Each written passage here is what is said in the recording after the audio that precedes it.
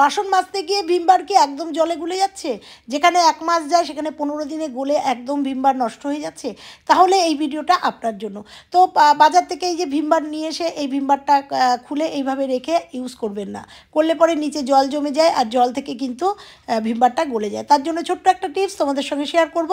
এই দেখো একটা লোহার রড নিয়ে নিয়েছি, সেটা গরম করে ভিমবারের যেখানে রাখবো তার পেছনটা এরকম করে ছিদ্র করে নেব। পুরো যে বক্সটায় আমরা ভিমবারটা রাখবো সেই ভিমবারটা সুন্দর করে এরকমভাবে ছিদ্র করে নেওয়ার পরে আমরা ভিমবারটা রাখবো এবং ইউজ করব। তাতে যে ভিমবার বাসন মাজতে গিয়ে যে জলটা হবে সেই জলটা কিন্তু এই ছিদ্রের সাহায্যে বাইরে চলে যাবে, এখানেই কিন্তু শেষ নয়। এইভাবে রাখবো। তার সাথে আর একটা টিপস তোমাদের সঙ্গে শেয়ার করব। আর একটা বাক্স, কারণ প্রত্যেক মাসে এই বাক্সগুলো আসে, সেই বক্সগুলো এর নিচে দিয়ে দেবো। তাতে কি হবে, বাসন মাজার সময় যে জলটা যাবে সেই জলটাও কিন্তু ফেলা যাবে না, সেটাও কিন্তু ইউজ করব।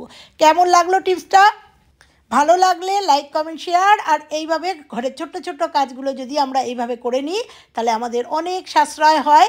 আর ভালো লেগে গেলে সবার কাছে শেয়ার করো আর নিজেরা বাড়িতে ব্যবহার করো। তো চলো আজকের মতো টাটা, আবার আসছি অন্য কোনো টিপসের ভিডিওর সঙ্গে। তার জন্য সবাই ভালো থেকো, সুস্থ থেকো।